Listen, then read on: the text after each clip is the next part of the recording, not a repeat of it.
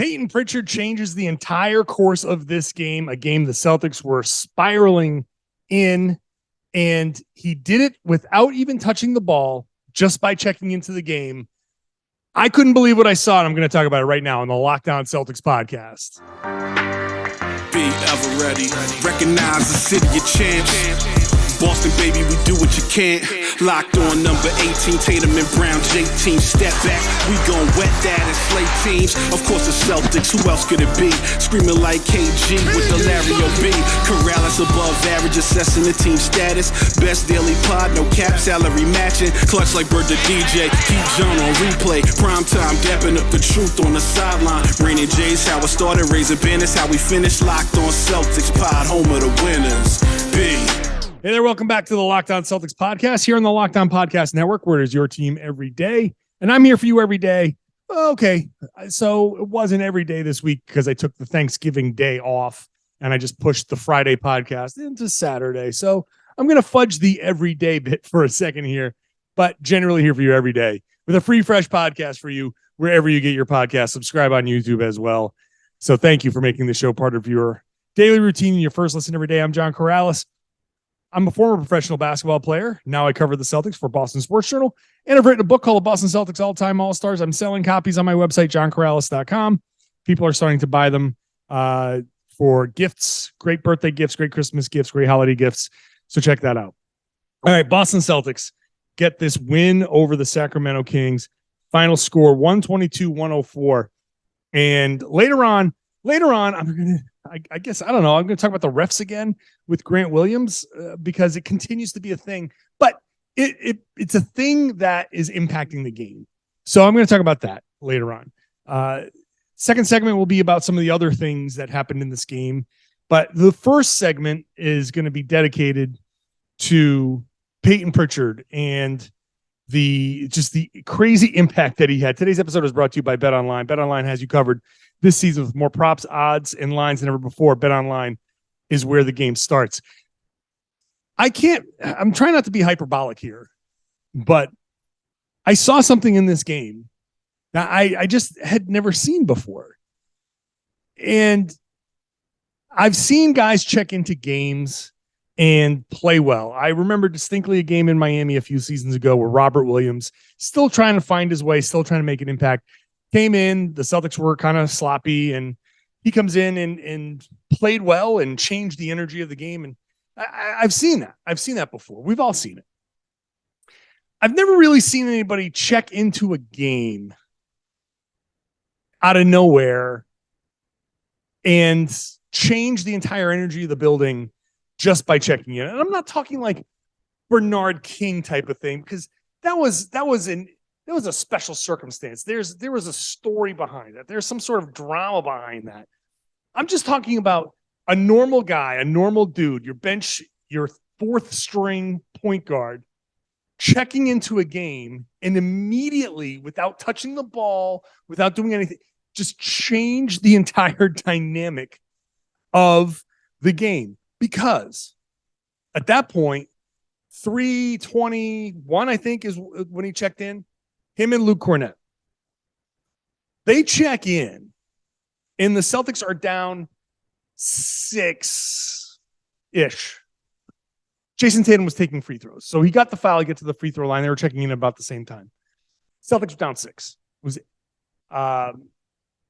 84-78. So they check in after Tatum hits the first free throw. So whatever the run is a little sketchy, but that's not the point. That's not the point. The Celtics at that point, at the point of the foul, had just been outscored by 20 over the course of the second quarter into that point of the third quarter.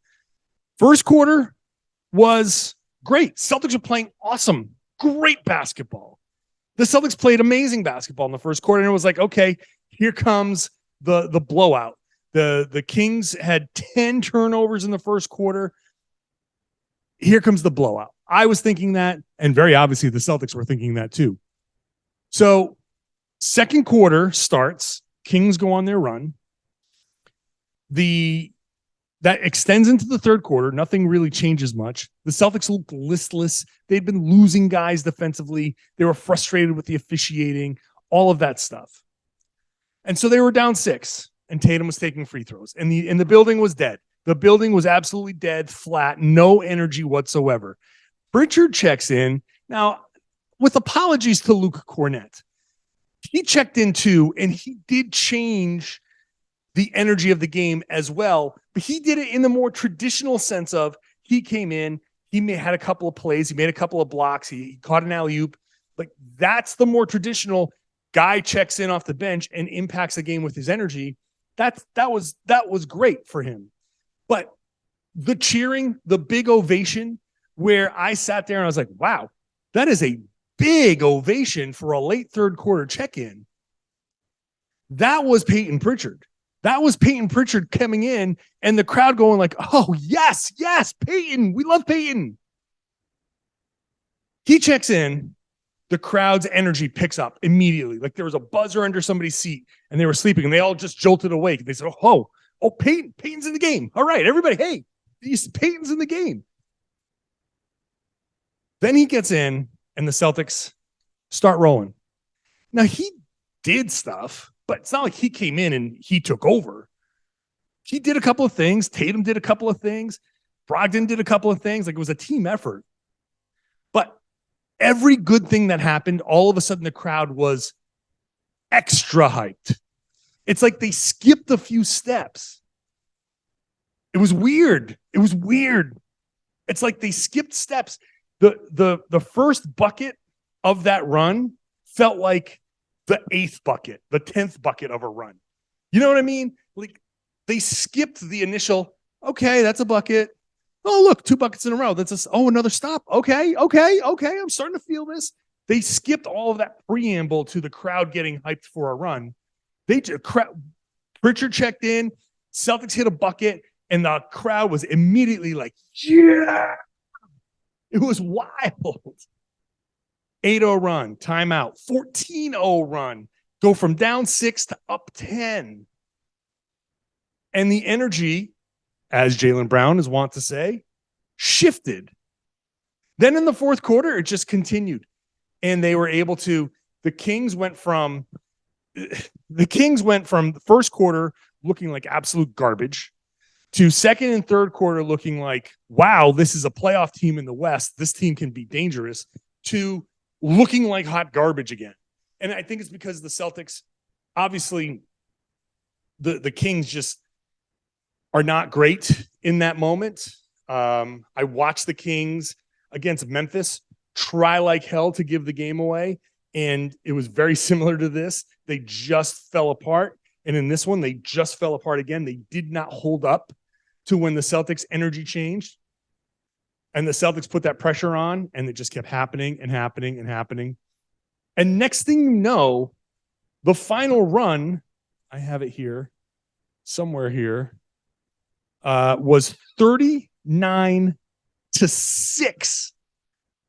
39-6 after 11 minutes. Pritchard checks in with Cornett. 11 minutes later, 33-point swing. Pritchard had gotten off the floor at some point there, and it just kept on rolling. 33-point swing. That's the story of the game. It's an amazing story of the game. Like I said, I've never seen a guy just check in and have the energy in the building change so dramatically. It was wild. All right, but other things happened in this game. And so I will talk about those in just a minute. First, today's show is brought to you by ExpressVPN. We all know ExpressVPN protects your privacy and security online, right? But here's something you might not know. You can also use ExpressVPN to unlock movies and shows that are only available in other countries. Maybe you've run out of stuff to watch on Netflix. This will change your world. It allows you, ExpressVPN allows you to binge The Office on UK. It's simple to do. You sign into Netflix, you fire up ExpressVPN, change your location to the UK, refresh Netflix, and that's it. ExpressVPN lets you control where you want sites to think you're located. You can choose from almost 100 different countries. So just imagine all the Netflix libraries you can go through. Love Korean dramas? Use ExpressVPN to parasite off South Korean Netflix with your Netflix subscription. But it's not just Netflix. Yes, ExpressVPN works with any streaming service, Hulu, BBC, iPlayer, YouTube, you name it. There are hundreds of VPNs out there, but the reason I use ExpressVPN is to watch shows because it's ridiculously fast. There's never any buffering or lag. You can even stream in HD, no problem. ExpressVPN also works on all your devices, phones, media consoles, smart TVs, and more, so you can watch what you want on the big screen or on the go. So if you want access to hundreds of new shows, go to expressvpn.com/lockedon right now and get an extra 3 months of ExpressVPN for free. That's expressvpn.com/lockedon, expressvpn.com/lockedon to learn more. Thanks for making Locked On Celtics your first listen every day. Now go ahead and make Locked On Sports Today your second listen. All the big stories from across the sports world, 20 minutes or so, all the Locked On hosts, the local expertise like you're never going to get anywhere else. Find it wherever you found this podcast. Also on YouTube. So like I said earlier, as the Celtics get their second win in a row, the first quarter was pretty great. And the Celtics came out strong. They came out with tough defense. They forced 10 turnovers. Jaylen Brown was really good, 8 points. It was really spread out. It was a very even first quarter. Jaylen, 8 points. Tatum, 8 points. 8 points for Derek White. Horford, 6 points. Horford, by the way, in his last 4 games, Horford is 11 of 19 from 3, which is awesome. 11 of 19 from 3 is really, really amazing. That's better than 50%. But, oh, by the way, if you remember, the last 4 games includes an 0 for 7 against Chicago. So in those other 3 games, he's 11 of 12 from 3. Horford, throw out the one worst shooting night of his life, and he's just crushing it from 3. So he hit a couple of 3-pointers there in the first quarter. You got a little contribution from Malcolm Brogdon. Sam Hauser comes in, hits a shot. They're looking good, right? They're shooting 48% from the field, 50% from 3. They've got 10 assists on 13 baskets, 5 steals. They are running. They're getting into transition. That was beautiful in the first quarter. Then in the second quarter, things start to go south. The Kings stop turning the ball over because the Celtics defense kind of relaxes. And even though the Celtics put up 28 points, which is fine, they gave up 40 points in the second quarter. 40. And as fun as this game was, and as amazing as that, all the stuff that I talked about in the first segment was, I also think it's important to get into like how bad that second quarter and the third quarter was, how much they let the officials get into their heads, how much they let go of the rope, how much they let the bench get off on, the Sacramento Kings bench at halftime was up 30. Let me see. I'll pull up 30-3. I think was the final number at the half. The Celtics bench in the second half was phenomenal. 30-9 halftime. The second half bench points 20-3. Then garbage time. So I'm filtering out garbage time. But the point is, early on, the Celtics let another team's bench get going on them. It's important, I think, if we're going to celebrate this big turnaround, the Celtics had the energy changed as much as it did. You have to include, okay, well, if the energy changed, what was the energy before? If the energy was this good, what was it over here? And the part over here on the other side of that was garbage, hot garbage, because they played loose. They didn't defend. And I feel like the Celtics, you're closing in on a 20-point lead and a couple of things go wrong. And this Celtics team can be so good, so good. And I don't want to overreact to the ebbs and flows of a game that happen in every game, but the way those ebbs and flows happen is a little problematic because they let certain things that shouldn't bother them, and they let things keep going. Now they snapped out of it. Right? I wonder, I can't help but wonder if they would have really snapped out of it if Pritchard didn't come in. Is the blessing in disguise that the Celtics getting into so much foul trouble that Jaylen had to sit and Marcus had to sit and Tatum was in foul trouble and everybody, if they didn't have to bring in Pritchard and Kornet, would they have found the energy to turn that around? Would they have been able to win the crowd back over?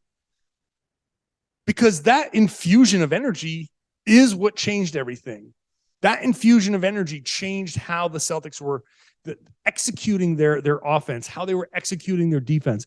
And Joe Mazzulla, with Luke Kornet, it was able to change up some of the coverage, and that change helped confuse the Kings long enough where they got sloppy, and that cascaded a few things.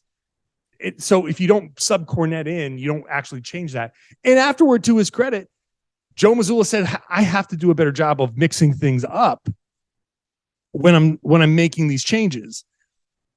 And so he acknowledges that, hey, sometimes maybe what's the way I'm going to put this?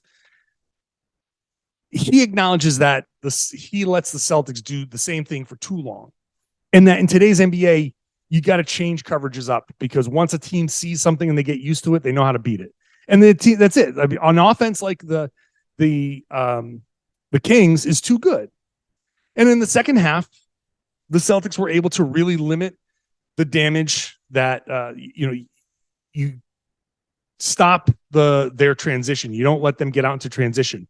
They love running off of misses.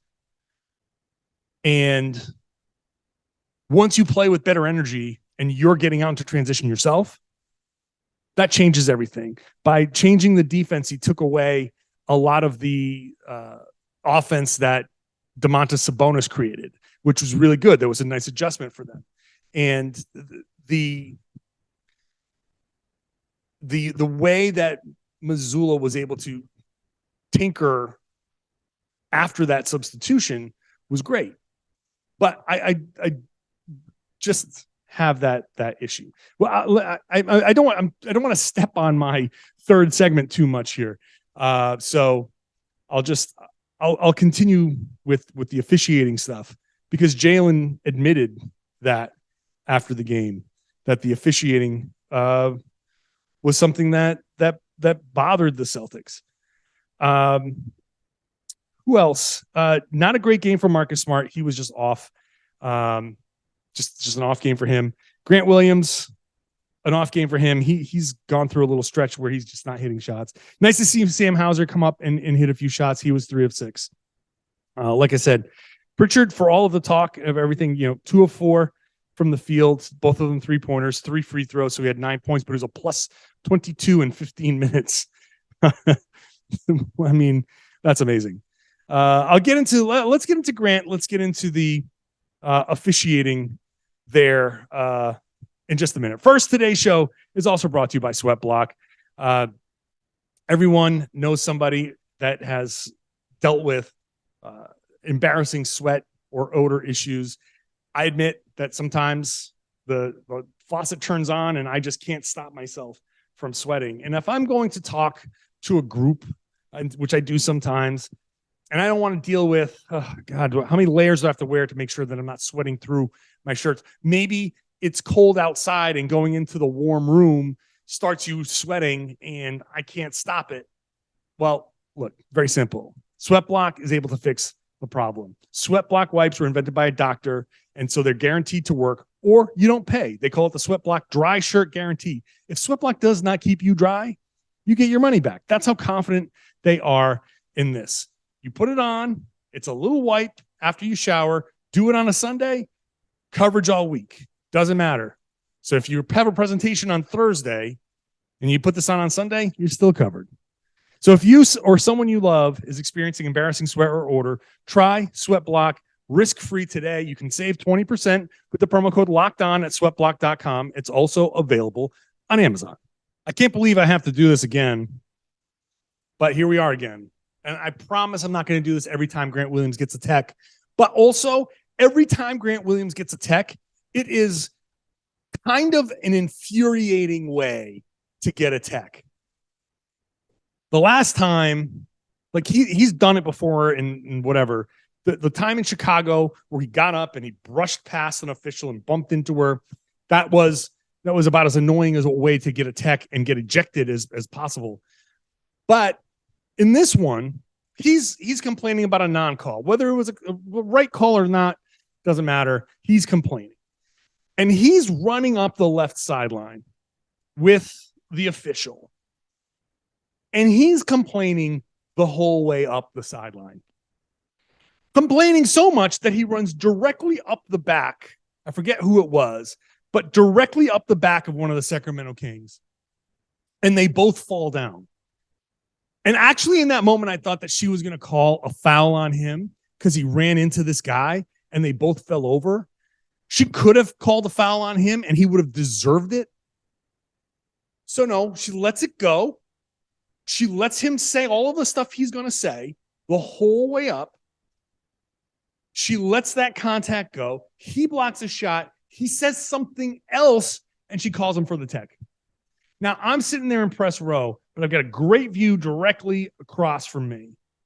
And Derek White is talking to her, and I can read her lips saying the whole way down. So by context, having seen what I've seen, she's relaying to Derek, he was complaining the whole way down. And she gave him the entire length of the court to say what you got to say and shut up. All right. I think that's actually good officiating. She didn't call the tech up there where he probably deserved it. She didn't call the tech at half court where he probably deserved it. She didn't even call the tech after he ran into another player, but he kept on going. Why? What is so egregious that it requires a loss of focus the entire trip up the floor? And this is my problem. I don't really care so much about technical fouls. Honestly, I don't care. As long as they're not at a time where they're kind of crippling. I asked Joe Mazzulla after the game, are the techs a problem? And he said no, and I kind of agree with him. I don't care about the tech necessarily. I mean, part of it I do care about. What's Grant Williams doing two or three techs off the league lead? But more so, the part that is infuriating is how much time the arguing takes away from focusing on the basketball. To have that be a distraction the entire way up the floor, where you're so distracted that you run into another player, and that after you actually make a defensive play, when you get caught up, you still feel the need to say something. You're not focused on what's happening. You don't know what's happening on the floor. After the game, when I asked Joe Mazzulla about that, he said, what we can't do is get distracted. And I think that was a pointed message towards the entire group, because Jaylen Brown after the game said there were a lot of calls, the officiating, good calls or bad calls, no comment, which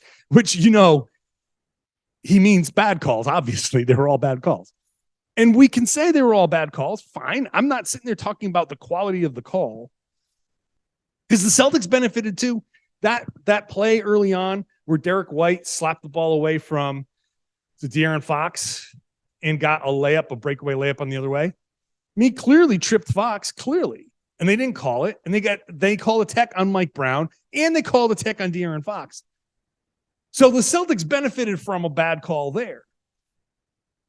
But whatever, if there's bad officiating, there's bad officiating. And if it's I know it's frustrating. Anybody who's played basketball knows when the officiating is bad, it gets frustrating. I get it. But at this level, for that to be a problem and for that to take away from the Celtics being able to execute on the floor, when I talk about the energy shifting from bad to good, the bad part was really bad. And the bad part was bad because in a lot of ways, the Celtics were too caught up in the officiating. The technical foul is this big glaring example of why the Celtics fall into these lulls sometimes. And so, as great as this win was, and as fun as the first quarter and the last 15 minutes of the game were, that middle part, there are serious things in there that's like, not great. It's not great. And they got away with it in this one. They got away with it because they were able to bounce back. And they will have lulls that are unrelated to this stuff. But the lulls are directly related to the officiating. Okay, get frustrated, fine. If that costs you a play, not great, but I get it. But to have it linger like that, you got to be better. You just got to be better. You got to be better. That's it for me. Celtics play on Sunday at 6 p.m. And so at 6 p.m., the Celtics will play the Washington Wizards. And after they play the Washington Wizards, I will be here to talk about that at the Garden. I am at the Garden. If you're watching on YouTube, I am at the Garden in my little corner cubby hole, hiding away from the changeover. Shout out, by the way, to the Bull Gang before I wrap up, because the Bruins played here at 1 p.m. The Celtics came in at 8 p.m. Bruins went into overtime. When I got here at the arena at 6 o'clock, the changeover was still going on. One of the hoops wasn't even all the way up. But they got this thing done. They got within 20 minutes of me getting here, half an hour, they had everything set and it looked like a normal setting. No issues with the floor, no nothing. They did a great job. And then they were out there after the game breaking it down again because WWE is here for Saturday. Then they got to go after WWE to set up for a Sunday game for the Celtics. Celtics will go back-to-back Sunday, Monday, so they actually get a little bit of a break. So I'll be here after the game on Sunday, but shout out to the Bull Gang for the work that they do over here at the Garden. Make sure you subscribe wherever you get your podcast. If you aren't at this point, watch the show on YouTube. Hope you enjoy the show on YouTube. And if you are so inclined, share the podcast. Tell your friends, tell everybody they should be listening to and watching the Locked On Celtics podcast here on the Locked On Podcast Network, your team every day.